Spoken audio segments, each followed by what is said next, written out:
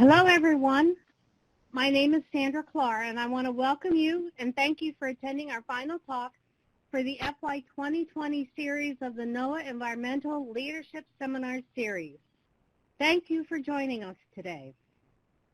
The goal of these seminars is to showcase NOAA's leadership in environmental science by those who lead it and make it happen. Before we start our talk, I'd like to do a few housekeeping details. First, I want to thank the NOAA Research Council and the awesome team that I work with in scheduling these seminars, without whom these seminars just simply would not happen. Hernan Garcia from NESDA's National Centers for Environmental Information, Tracy Gill from the NOS National Centers for Coastal Ocean Science, and Katie Rawlings from OAR and the support from the NOAA Central Library. Now, second, these are some seminar logistics. Please type your questions and comments about the webinar content into the Q&A box at any time. We will try to get to as many of them as we can during and at the end of the seminar. Please type your webinar issues and problems into the general chat box. We will be recording this seminar for later viewing, and the recording and the PDF of the slides will be made available in a few days at the link provided in the chat box.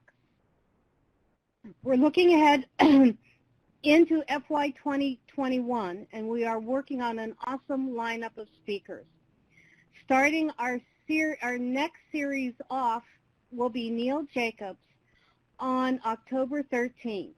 You can visit our website, which is also listed on the sheet, and for the rest of our series as we build it.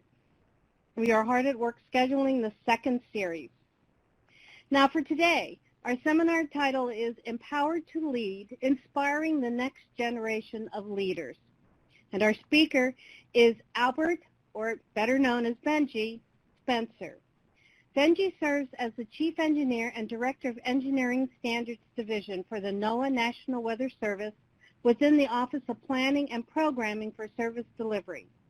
He is responsible for implementing policy, providing end-to-end system engineering oversight, assessing risks, and ensuring consistent engineering processes and standards are applied throughout the organization.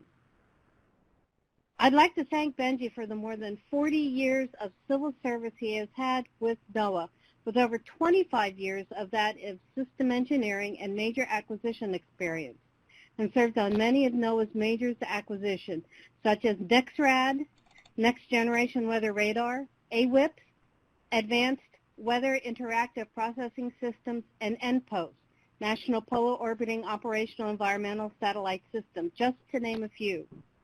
Now, Benjie and I served together on NPOST, and I can honestly say the nation's weather systems are in no better hands. Benjie currently serves on the Geostationary Environmental Satellite GOES and the Joint Polar Satellite System, JPSS, Standing Review Boards. Benjie was highlighted in the spring 2015 issue of Minority Engineer and was the recipient of the 2017 Black Engineer of the Year Award for Career Achievement in the federal government.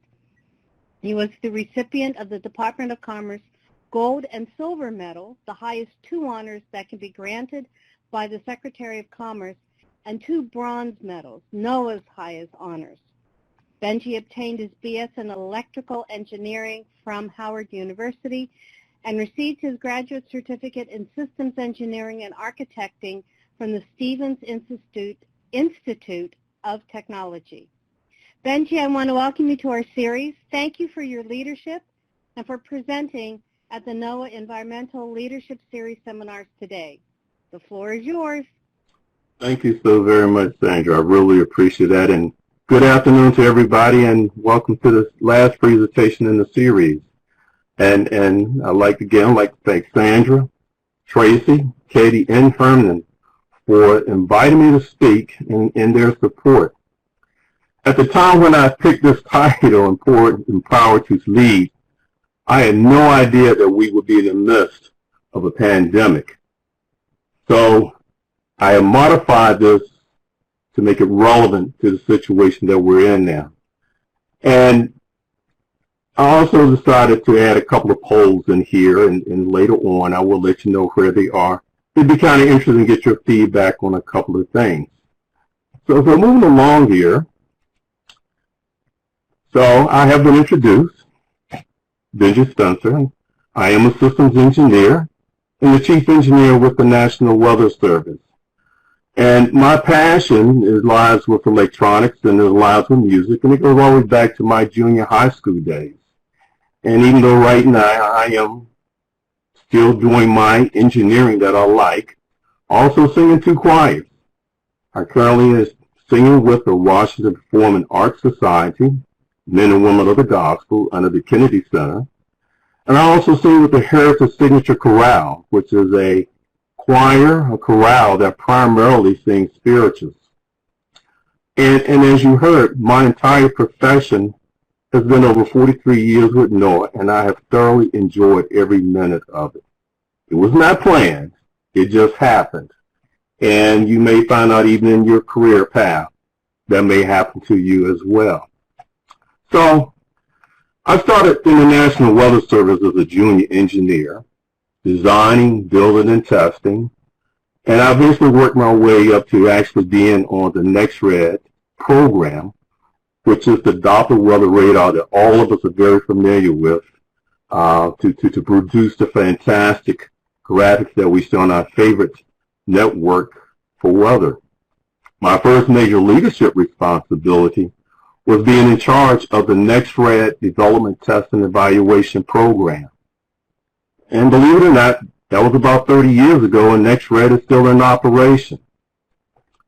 During the 90s, I worked for the NOAA System Acquisition Office, and I had the opportunity to be the lead engineer for the acquisition of the NOAA Gulfstream 4 that sits at the Aircraft Operations Center. And you may have seen pictures or heard about it as they fly into hurricanes or fly near the hurricanes and do various atmospheric research. That was about 25 years ago, and they're still flying. And I also had the opportunity to work on the AWIS program. I was their lead engineer for tests for the factory and site acceptance testing. That also was about 25 years ago. And before I became a senior executive with the National Weather Service, I had the opportunity to work on the NESDA's InPost satellite program as the test manager and chief engineer. And even though the program was canceled, the instruments that were actually designed and developed to fly on the InPost bird are currently flying on the National Polar Orbiting Partnership satellite as I speak. So I still consider to be a successful program in some respect. So, we have had the opportunity since January to listen to some of the outstanding speakers of NOAA as a part of this series that we're currently in. And I just wanted to kind of highlight, point some of the things that they share with you that I think is important. I believe this person here, Admiral Gallaudet, is no stranger to anybody in this group that is affiliated with NOAA. And to highlight some of their messages, Admiral Gallaudet, over and over again, tell us about all in, all good, all for one. And it is very simple, but very relevant and very important. Then we had the opportunity to hear Cynthia Decker enlighten us on forecasting a culture of scientific integrity in NOAA, where the public must trust and have confidence in what we as NOAA produce, because it is critical to what we do as a mission and how people use the information that we produce on a daily basis. Then, of course, you had my boss, Dr. Usolini. And we addressed the importance of what it takes to build a weather-ready nation. And as we evolve, how we're connecting observations, forecasts, and warning to decision makers through impact-based decision support services. And Dr. Usolini did share with us that it takes a vision, it takes a plan, and it takes following through to be a good leader. Then we had Craig McLean, who talked to us about the opportunity imperative. There is a relationship between the weather, oceans, and the climate, and the remarkable opportunities we have to understand this relationship and understand the necessity to improve the weather forecast and enhance the blue economy. Plus, he provided us with his 12 points of leadership, and he stressed his number 11. For those of you who may not remember what 11 was, that was the one that stated, never, never tolerate a bully.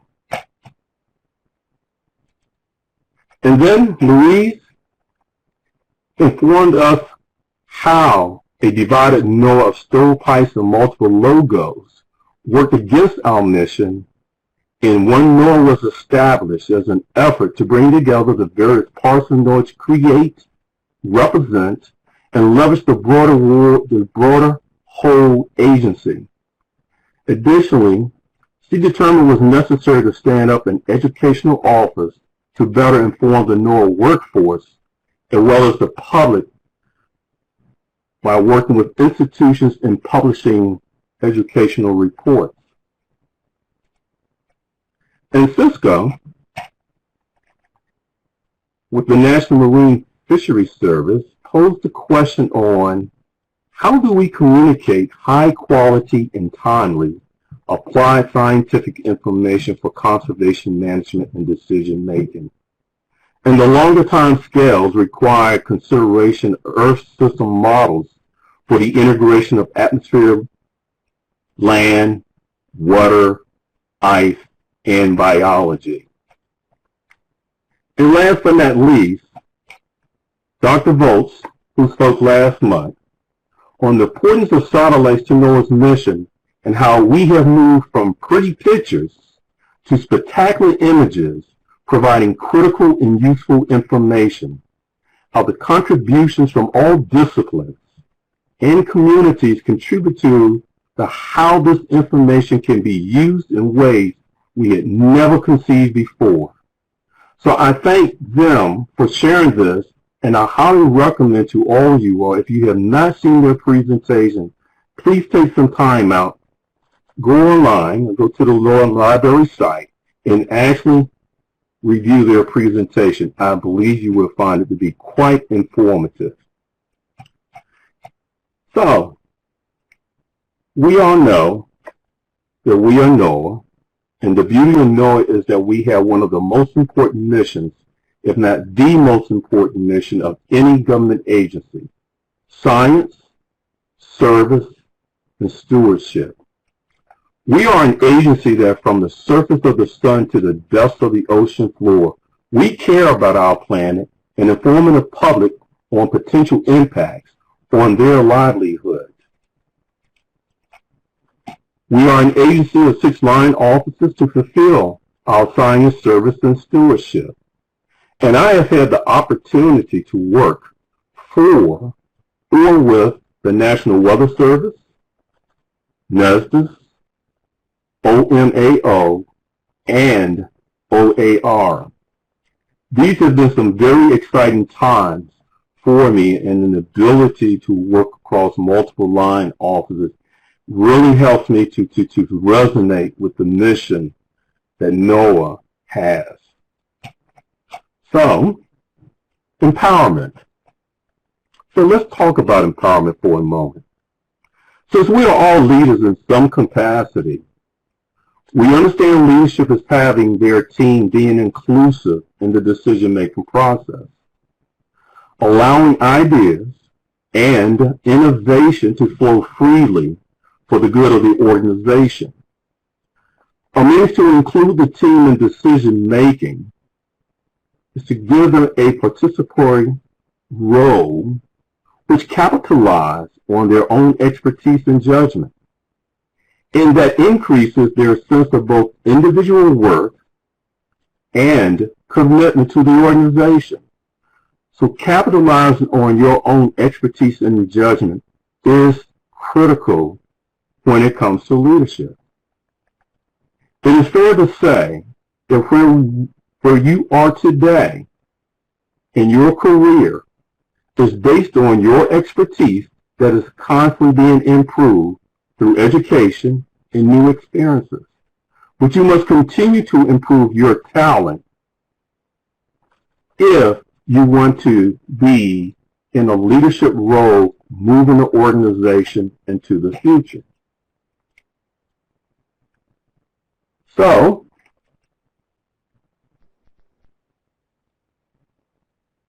catching up with this there, okay? So, empowered. So I look at being empowered and empowerment in two different ways. So,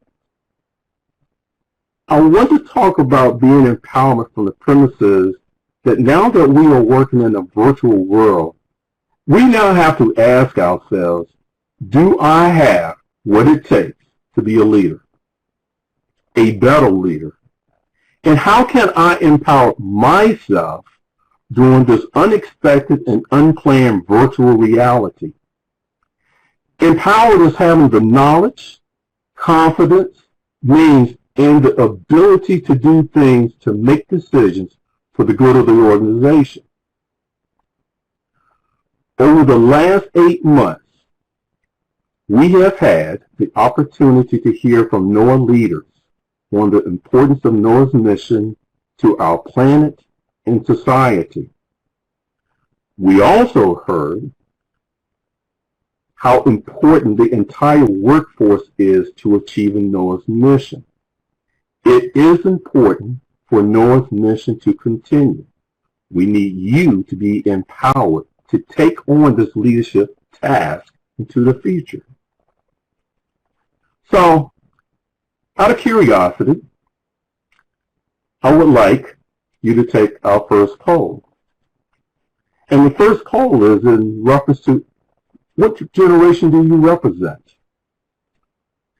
And the reason why I'm interested in this is because NOAA is a large organization, and I know that it covers multiple generations within our organization. And this is very important that we understand where we are within this generation, because the current generation is going to have to embrace the knowledge, confidence, means, and ability to do things to make decisions for the good of our organization. For all of us, knowledge is important because, for all of us, knowledge is important because it is the facts, information, and skills we acquire through experiences for education. We are a science agency where our world is based on facts to produce usable information that is critical to the public. And we have to have confidence, the feeling or belief that I can be relied on as a steward of NOAA's information. We have to ensure our knowledge and experience is being transferred to the next generation of leaders. In my mind, the next generation of leaders are you all. If you guess that I am a baby boomer, you are 100% correct. And for those in the greatest generation, I thank you for your service and your dedication. But the Generation X, relative to me as a baby boomer, you are the next one. You are the next generation that is going to become the heavy lift for ensuring that NOAA's mission is going to continue into the future. And looking at the response that we're getting here, look like the majority of the people that have responded are in Generation X. And that's why I say Generation X. This is important. You become leaders of NOAA, to ensure that NOAA's mission continue into the future. So, Tracy or Sandra, I get back to the slides here. Yes. So this slide here is the representation of how they have defined the age, the years that is associated with the generation. And as I said, I'm a baby boomer, so which means that I am somewhere between the age of 54 and 72. I have no problem saying what my age is. I am 64, so you can see that I sit right there with a group of leaders that are baby boomers, where I see the Generation X is the next one in line to ensure that our mission will continue. So moving on here, I think another thing that is important is integrity. The quality of being honest and having strong moral principles.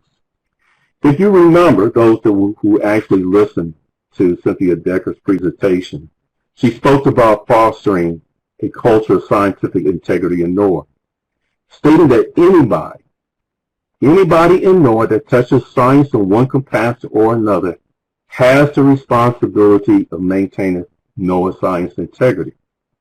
This is very important. It's so important that NOAA established a policy to ensure widespread confidence in our science. We are expected to maintain this integrity as a leader in NOAA and ensure the workforce does. And as the future leaders move into these leadership positions, you also have to ensure that the science integrity of NOAA is maintained. That is very, very important. Leading. And since you are attending virtually this leadership series, I know all of you all in one capacity or another have either attended a leadership session, have listened to a leadership session, have read something about leadership. So leadership is not anything foreign to you, I would like to assume. But as we move higher in our organization, leadership ability becomes more dominant than technical competencies. Leadership is hard, and it often takes years of self-development and experience to become good at it, even without a pandemic. So leadership development deals with leading self, leading others, leading organizations, and even though it's not on this slide, leading change. So if it is hard without a pandemic, it is probably more challenging now, but not impossible. So we're in a COVID-19 pandemic. And here's my second question to you. In a COVID world, how can we help the workforce be more empowered?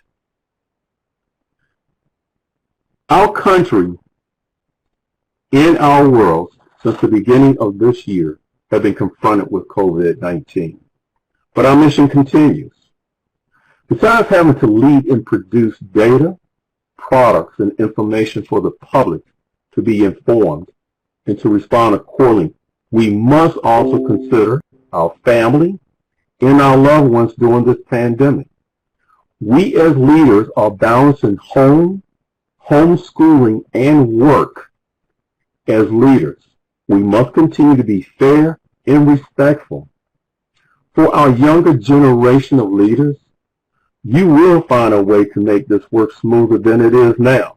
That's just a natural thing about the younger generation. You always find a way to make it better. And speaking of home, the majority of us are working from home. And this includes our newer leaders as well. So aspiring to move into a leadership position with more responsibility, there may be more of a challenge now than ever before. More leadership is going to continue to work with you and for your advancement. But you also need to demonstrate your knowledge, expertise, and confidence virtually. Because we are not in the office conference room now. So I believe he signs taking the various online courses and classes to sustain and improve your leadership skills and preparing you to write those ECQs, networking, coaching, and mentoring are more important now probably than ever before in your leadership development. I also believe that how you portray yourself virtually is also important as you strive to demonstrate leadership qualities. So I have to ask, are you a telephone number? Are you a set of initials? Or are you a name on the bottom of the screen? Or are you just a picture? Or are you yourself? This is me at home in my, basically what I'm calling my home office. So when my camera's on, this is what you see. So ask yourself, which of these illustrate a leader that you are willing to follow virtually? As a leader, who will follow you? It is necessary to demonstrate to leadership that you are ready to lead. To me, this is important. You have to have confidence in your abilities, and you must demonstrate your competencies virtually. We are an agency that conducts businesses around the world, and we must be ready. The passcode you are attempting to enter, 6, 5, 3, 2, 6, 9, 7, 3, is invalid. Please re-enter your passcode, followed by the pound sign. I have no explanation. Hi, Benjie. Sorry about that.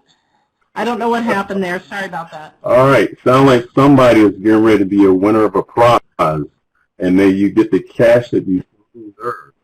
That's right. No passcode digits were detected. Please re-enter your passcode, followed by the pound sign. Okay. Yikes. I don't, the phone system's taking over a second. Hold on. I'm going to try and fix this. Go ahead, Benjie. Okay. So, I was stating that as an agency. No passcode digits were detected. Please confirm your conference information and try your call again, or contact the conference leader for assistance. Okay. So, I was stating that we as an agency conduct business around the world, and we must also be ready to demonstrate our ability to lead virtually. And how do we as leaders during a pandemic also ensure that we're also being diverse and inclusive? NOAA is addressing this head on, and we and you must continue this important endeavor for NOAA's mission to continue to be successful.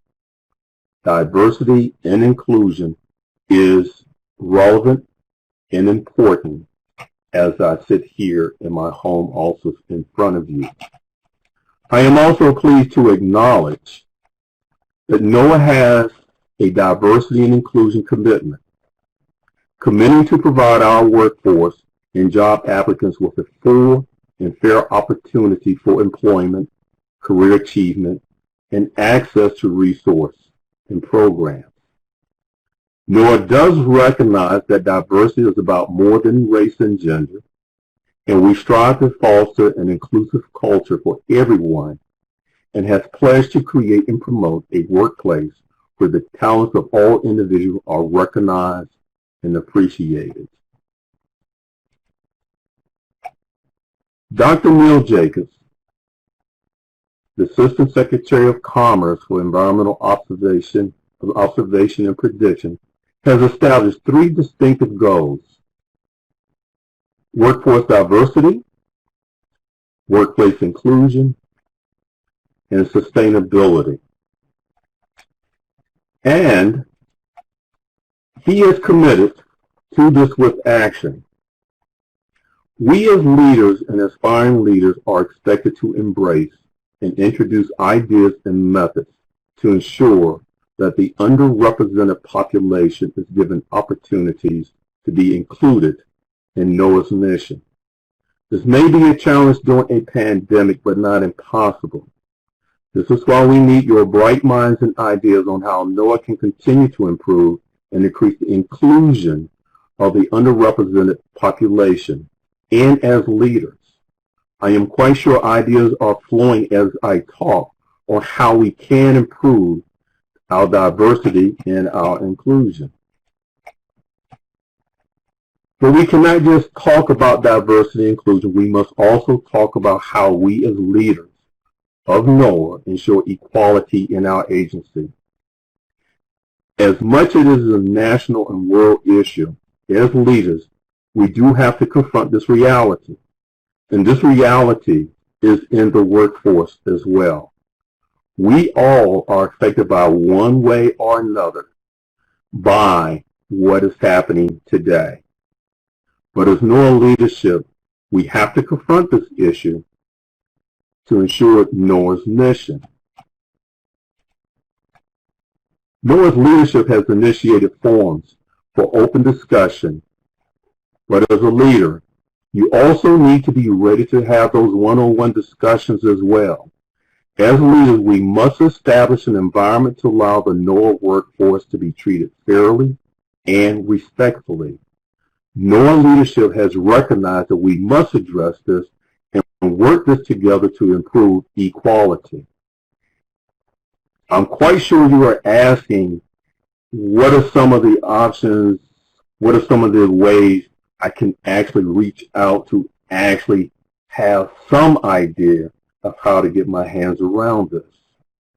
So, our NOAA Office of Inclusion and Civil Rights, under the directorship of Kenneth Bailey, has introduced and made available to the NOAA community webinars to start educating and informing us on understanding inequality and providing avenues for how to approach this with the workforce. It is ensuring that the information from experts is being made available to the leaders in the workforce, and discussions are being held with those that have experienced inequality that can help NOAA to become a better agency for all. So, this has been information that I want you to take and kind of grasp around, and I know it's going to get your blood flowing, and you're going to have questions, and that is great. You need to be empowered. You need to understand what's going on to be a leader of NOAA and of the world. So I took upon myself to ask the leaders that have spoken in front of me to share some of their thoughts since it's bringing this particular series to a closure. And what I have here as I'm going into the closing part of this, statements that they have made, and I have put it on the slide, verbatim, unedited. But I'm only going to touch on a few parts of this. I do not want to read the whole thing because we'll probably get to 4 or 5 o'clock in the evening. But just to touch on a little bit, so in this one, for example, to be a leader, you have to be ready to shine a bright light on the challenges, acknowledge their power and impact, and get to work. Don't be afraid to admit what you don't know. To be an effective and inclusive leader, you need to open communications and conversations to the many different voices on your team. You need to listen. But most important, be ready to respond and to act with conviction and commitment to insights wherever they come from. Diplomacy is the art of diplomacy is the art of guiding the inevitable. The hard part is identifying what is the inevitable. Inevitable leaders also have to be ready to turn and face the strange. We need to be ready to spot the unexpected and work it into its next steps. Leadership is not a big deal. It's a bunch of little ones.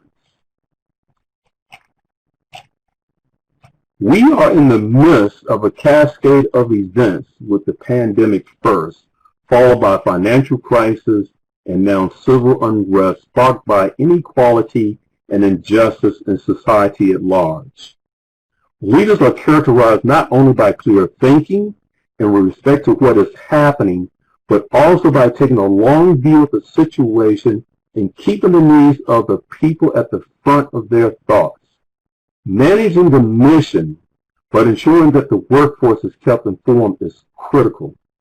The characteristics of good leaders don't change in time of crisis, but the greatest ones succeed by keeping the long-term goal in mind, communicating that goal, and keeping people moving forward together to meeting it. Be curious about what others are doing. Look for ways to communicate with them. Think about issues and how to solve them. Reach out and connect with your colleagues. The work we are doing at NOAA is so important and so pressing that it needs to be done in partnership across NOAA with other agencies and other countries. And I'm quite sure, if not all of you, the majority of you knows exactly who made this statement, and that is our Admiral Gallaudet. All in, all good, all for one. So, empowered. Have the knowledge, confidence, means, and ability to do things to make decisions for the good of the organization. You should have some passion for our mission and vision. One cannot lead unless people are receptive and will follow. You are sophisticated. You are educated. And you are part of a diverse and cultural group.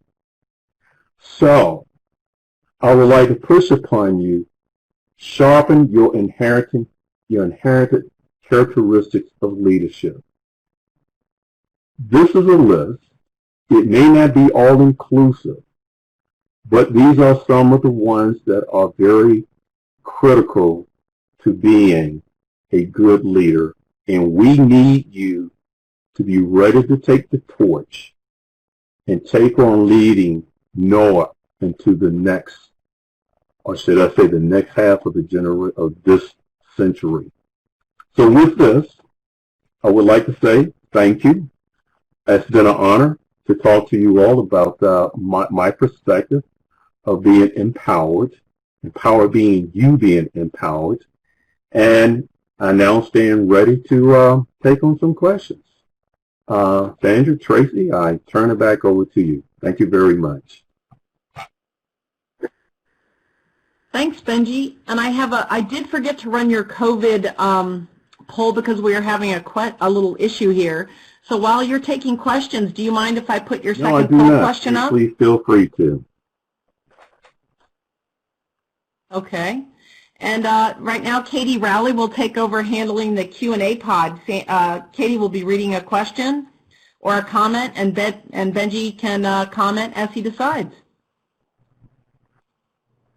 Awesome. Okay, hi everyone. I'm Katie Rowley, and our first question is from Hernan Garcia. How do we propel NOAA as a leading agency with a measurable budget to go along with our mission? Could you repeat that question? Because you broke up there a moment there. No problem. The question is from Hernan Garcia. How to propel NOAA as a leading agency with a measurable budget to go along with our mission? If I'm understanding the question about the measurable budget and our mission, one of the things that I have noted with NOAA over my years, we always find a way to do our mission because our mission is so important, and we have never sacrificed the mission to ensure that we get our message out. So we as NOAA leadership, we will continue to work with the resources we have without sacrificing the information that we need to give to the public. And we've done it over the last decades that I've been with NOAA, and we will continue to do that. And I do believe that as the leadership, as our congressional staffers and representatives downtown see the good work that we continue to do, they take that into consideration every year as we submit our budget.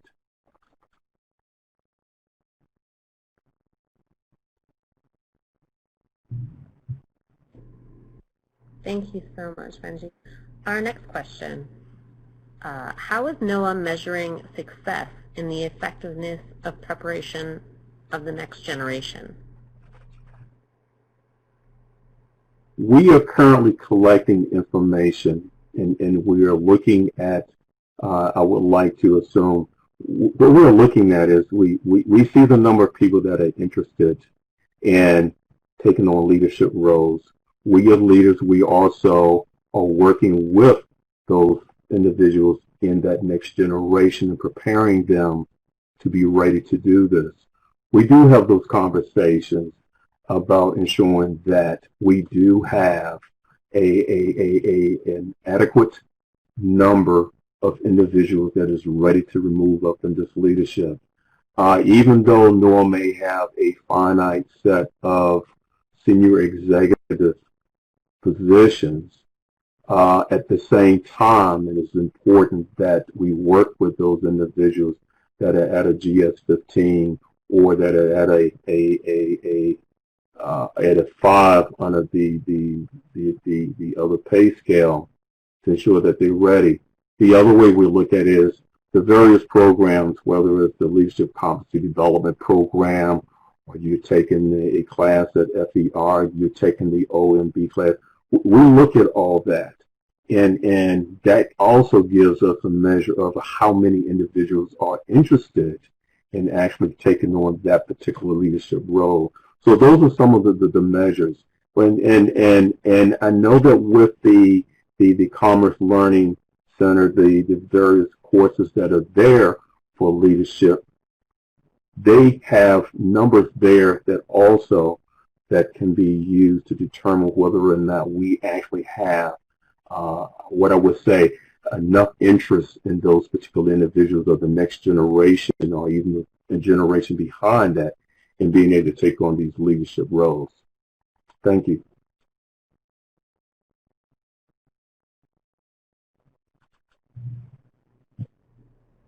Thank you so much, Benjie. Our next question is, what is the appropriate way to handle challenges like the curveball thrown by the recent OMB order on racial training? How do leaders push the organization forward on what's right in protecting our most vulnerable people when the top level of government incorrectly sees this as political and seeks to minimize action? So, I'm not a political appointee. I am a career appointee. And I think what we're doing right now with NOAA, how we have now, how Dr. Jacobs has, for example, has actually taken initiative relative to diversity and inclusion and relative to inequality. It's going to take having conversation at the leadership level and also not just at the leadership level horizontally, but it's going to take the discussion at the vertical level as well. Leadership through the various levels below the senior executives to actually better understand and develop what it is that blueprint, that format, that strategy that we're going to need to move forward.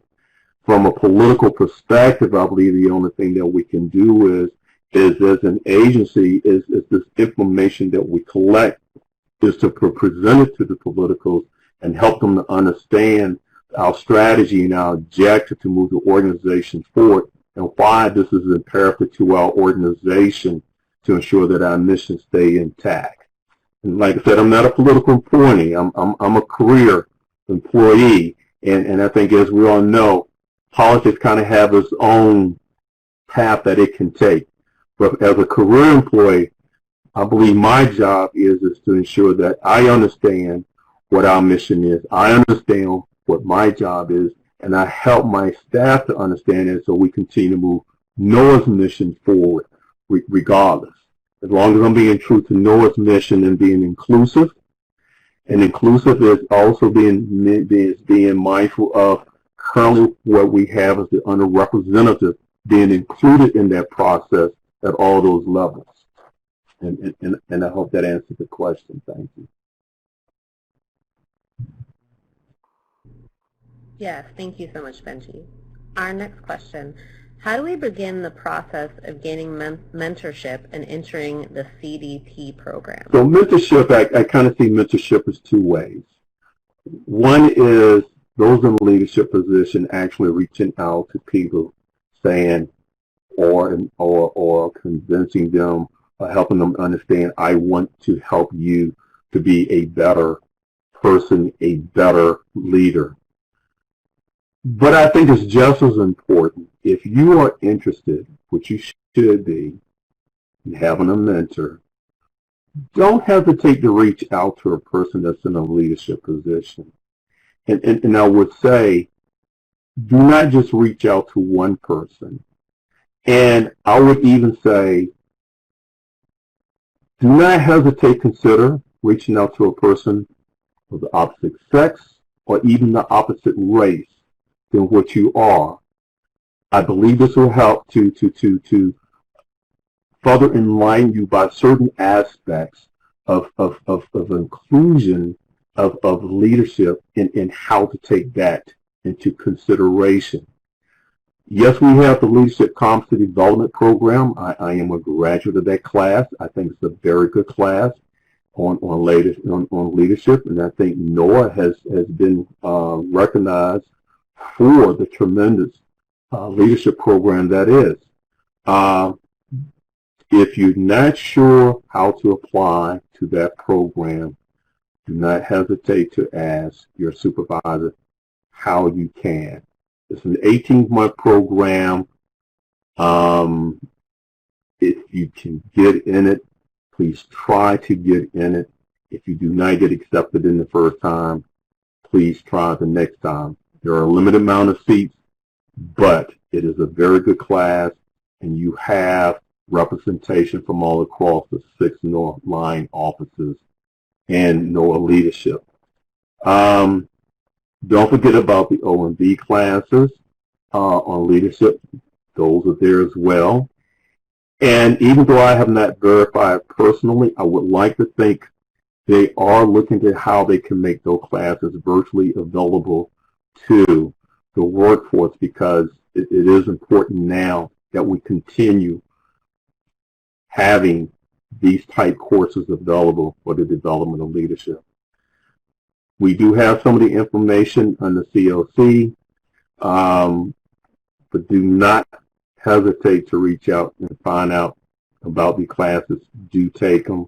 And as a matter of fact, you probably even find there are some leadership courses that is outside of NOAA and even outside of O&B. And also, do consider reading leadership books. And these days, there's a lot of leadership pods out there. So, you know, those that are the younger generation that wants to go into your iPod and listen to these various leadership skills and development, don't hesitate to do it. There's some very good ones out there. Thank you. Thank you so much, Benjie. Our next question. How young were you when you became a leader? Did it start in grade school or young adulthood? And did you have a good mentor? So, how young was I when I did my first leadership? That's a very good question, and that is a question that has never been asked me.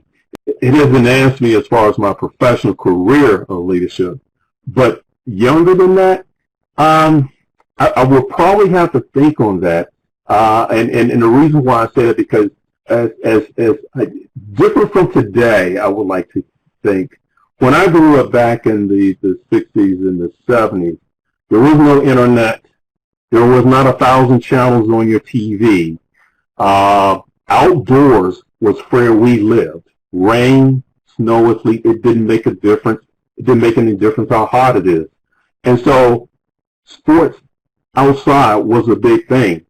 and you found yourself, whether or not you wanted to be pushed into a leadership position because somebody wanted you to make a decision.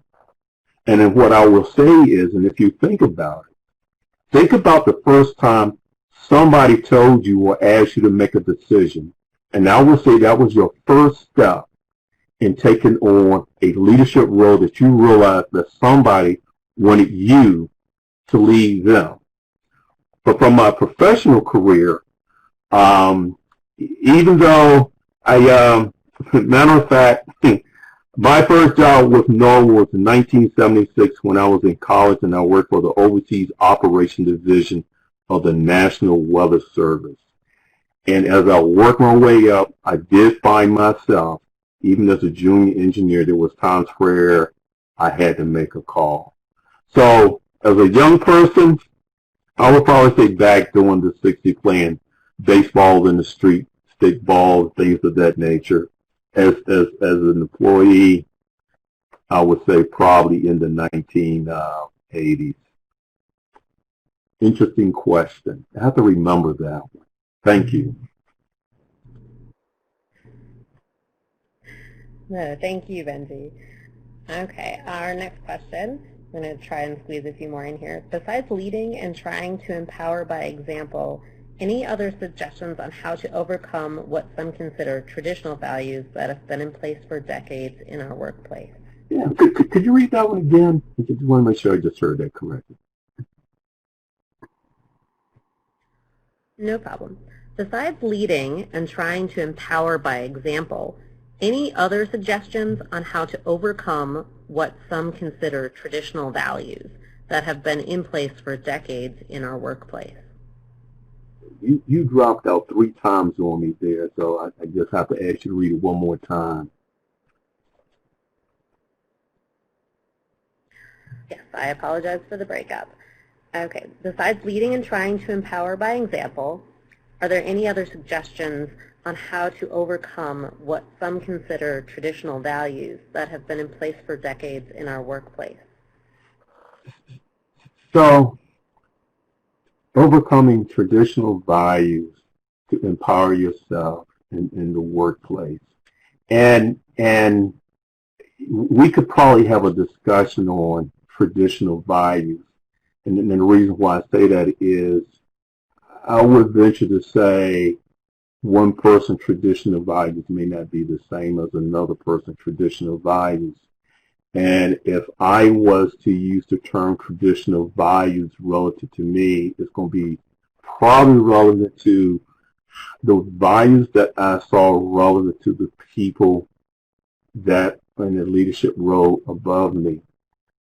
The way I would look at it is, as opposed to traditional values and then being empowered, I kind of look at it as we understand what the definition of leadership is, and we see people executing leadership, and we see people execute leadership, and some may say some better than others. So when you look at kind of like the words that I had on my last slide about those particular aspects, those characteristics, when you see people in a leadership role, how well are they actually executing and displaying that? You know, honesty, integrity, communication, pick them. And what I would say is opposed to looking at traditional values, I would say look at those particular leaders that exemplify those particular attributes and characteristics that you will want to put into your bucket to make you a better leader. And as far as that empowered meant from that I would say, what is it that will help you to improve those particular aspects? So the traditional value, I think maybe as opposed to looking at it as traditional values, what are the foundational values that are necessary to be empowered, and how do I make those particular foundational values, characteristics strong within myself that I know that I have the self-confidence that I can lead an organization and go forth with it. So, as opposed to just traditional values, I would say maybe look at it as what are those foundational?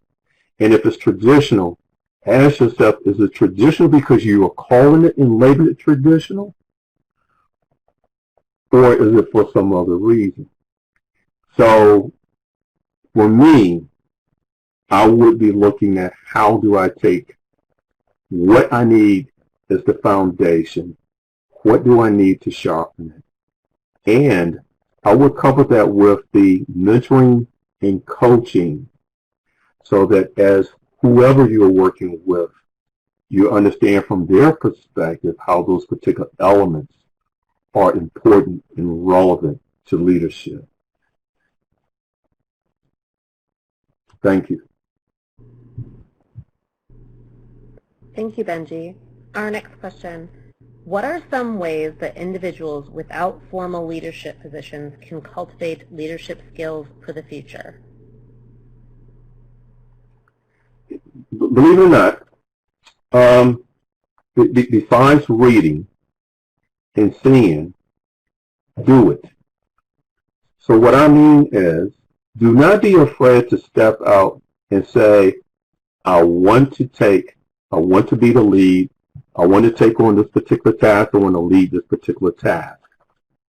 What I have found out with leadership is, those individuals who want to lead, you will have people who will help you to be successful. When you demonstrate that you want to lead, we want you to be a good leader. It is not to leave you out there hanging on the edge of the limb to see if you're going to fall. And the reason because if you fail, we fail. So it's important for you to say, I want to be a leader, I want to be a better leader, is a major step in developing and acquiring the needs for the leadership. If you're not sure that there is something that you believe that you can identify that you want to be a leader on, go talk to somebody in a leadership role, have an open discussion with them, and allow that conversation to help explore what are the particular things that you may want to do. I will also put forth to this group that is listening, please be open and honest to yourself about what it is that you want to do and what you want to do from a leadership perspective. Where you are today, the office that you are in, may not be the place that you want to be where you want to exemplify some degree of leadership. Do not be afraid to explore outside of where you currently sit and working to find out what is that niche, what is that passion that you have. I will even put forth to you, if you're in one line office and you think another line office may be more in line with your, have a discussion with somebody in that line office. If you're not sure who to talk to, I would like to hope that your supervisor, your leadership will be receptive to understand what it is that you would like to do and help you to do it. Because at the end of the day, you being able to do something that you're passionate about for NOAA or any entity that you work for only helps to make the mission of the agency that much better, because you are doing something passionately that you like. And I hope that helped. Yes, thank you, Benjie. I do have one last question here. Have you been or are you currently a mentor? I am currently a mentor. I have been a mentor, and I am even mentoring people that have absolutely nothing to do with NOAA. Having said that, do not be afraid to ask somebody to mentor you that is not with NOAA. Look at mentoring and coaching as an opportunity to open your eyes to the world. and take advantage of it. It's priceless. Mentoring will help you to find out things about yourself that you may not knew before. The other thing that mentoring does is it will help those who are mentoring you to find out some of the capabilities that you have. So yes, I'm mentoring, and I have never said no to anybody that has knocked on my door. The other thing I suggest is if there is a particular leader that you would like to mentor you and you are having some challenges getting to that person, talk to another leader. Let them know that you would very much like a particular person to mentor you and see if they can work and be your advocate to actually open that door to make that happen. If a person by chance they do not have an opportunity right now to mentor you, do not stop there. Go find another person. Please do find somebody to help you with the mentoring.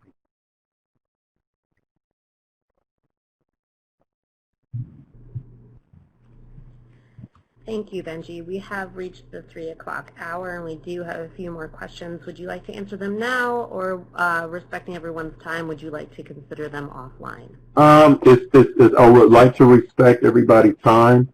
What I would just ask is if you just send me the remaining questions, I will answer them and get it back to the team there, Tracy and Sandra, and you can disseminate it amongst the audience here. I'd be more than glad. Great. Thank you.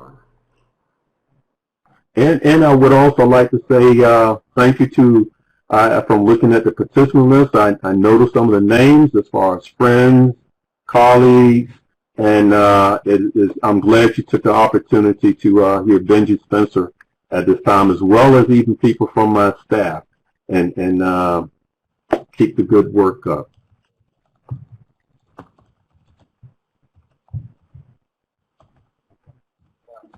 Great